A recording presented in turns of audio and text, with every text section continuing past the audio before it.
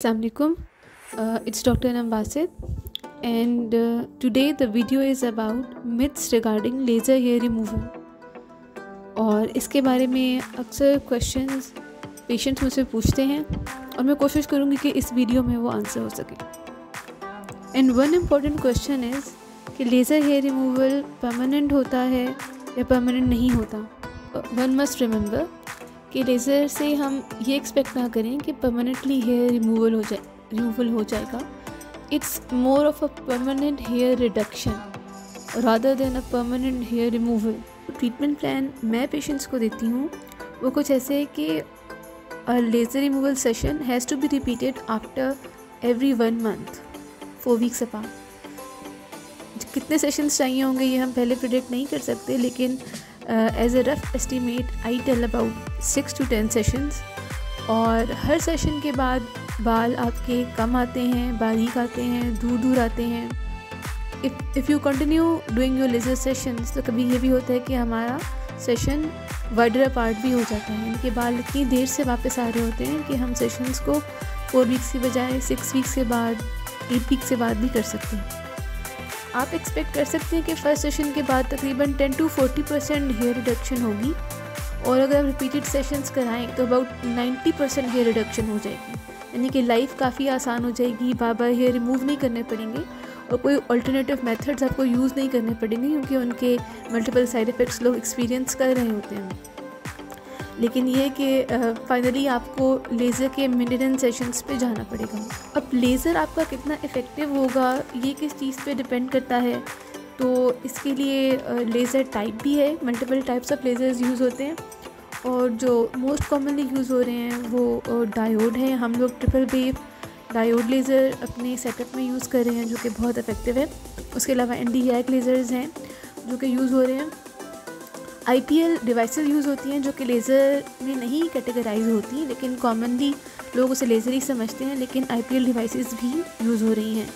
और उसके अलावा आपकी स्किन टाइप पे डिपेंड करता है, किस तरह का हेयर प्रेजेंट है उस पर डिपेंड करता है. जितना डार्कर और जितना मोटा हेयर होता है, जितना ब्लैक हेयर होता है, वो ज़्यादा मुतासर होता है लेज़र से, ज़्यादा जल्दी जाता है, ज़्यादा इफ़ेक्ट होता है. लेज़र के लिए आपने अपनी स्किन को प्रिपेयर कैसे करना है, क्योंकि ये भी इम्पॉर्टेंट है. क्योंकि कभी ऐसे होते हैं कि मेरे पास पेशेंट्स आ जाते हैं, वो आके कहते हैं कि आज मेरा लेज़र कर दें, लेकिन उन्होंने अभी 1 दिन पहले वैक्सिंग की होती है या प्लग किए होते हैं बाल.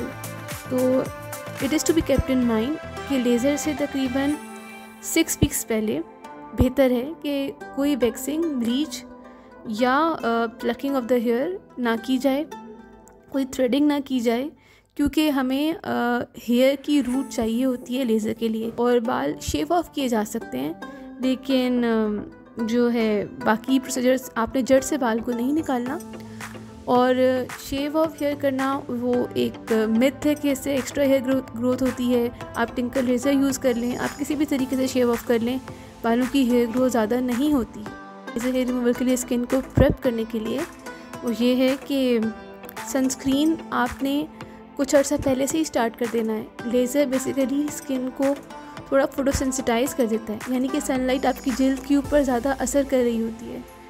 उसके अलावा जो लोग पहली दफ़ा लेज़र हेयर रिमूवल करवा रहे होते हैं तो उनको थोड़े से इसकी साइड इफ़ेक्ट से भी खदशा होता है. तो ये लार्जली बहुत सेफ़ प्रोसीजर है और कोई डाउन टाइम नहीं होता, यानी कि इसके बाद आप किसी भी इवेंट वगैरह पर भी शिरकत कर सकते हैं. लेकिन प्रेफरेबल है कि आप अपने इवेंट से कुछ अर्सा पहले लेज़र करवाएं, तकरीबन 1 week का गैप रखें. जो साइड इफ़ेक्ट्स हो सकते हैं वो सबसे कॉमनली वो हैं जो प्रोसीजर के दौरान होते हैं. कुछ बर्निंग, कुछ पेन, कुछ टिंगलिंग, ऐसी फीलिंग आती है जो कि रिड्यूस भी की जा सकती है अगर हम उसमें स्किन को नम कर दें, नम्बिंग क्रीम पहले अप्लाई कर दें. और अगर हम नम्बिंग क्रीम अप्लाई करेंगे तो हमें तकरीबन 30 to 45 minutes पहले उसे अप्लाई करना होगा. Really a laser can cause burn, but it is a very rare occurrence and I haven't seen it in my practice. And sometimes one side effect to be expected is a little bit of redness and swelling around the hair follicle. हल्की सी swelling redness होती है जो कि कुछ hours में subside कर जाती है, कभी कभार मैं अपने पेशेंट्स को ये कहती हूँ कि अगर वो सबसाइड ना करें तो they can do a little bit of icing on the area, जिससे वो ठीक हो जाती है। ये भी हमें पता होना चाहिए कि if there is specially extra hair growth on the face, इसे हम हिर्सुटिज्म कहते हैं, तो अक्सर औक़ात उसके हार्मोनल कॉजेज़ होते हैं, पॉलीसिस्टिक ओवरी सिंड्रोम होता है, कोई दवाइयाँ उसके लिए रिस्पॉन्सिबल हो सकती हैं, और उसके लिए एक thorough checkup before starting laser वो करवा लिया जाए तो दैट इज़ बेटर। और उसके लिए डाइटरी मॉडिफिकेशन, एक्सरसाइज और अदर लाइफस्टाइल मेजर्स हम इंक्लूड कर सकते हैं। जो हम मेडिसिन्स भी दे सकते हैं जो कि एंटी एंड्रोजन होती हैं, जो कि मेल हार्मोन्स जिनकी वजह से हेयर ग्रोथ ज़्यादा हो रही होती है उनको काउंटर करती हैं। तो ये कुछ कॉमनली आस्क्ड क्वेश्चंस थे जो कि मैं चाह रही थी कि क्लियर कर दूं। और अगर कोई और लेज़र रिलेटेड क्वेश्चंस हैं आपके जहन में तो you can ask and will be responding. Take care.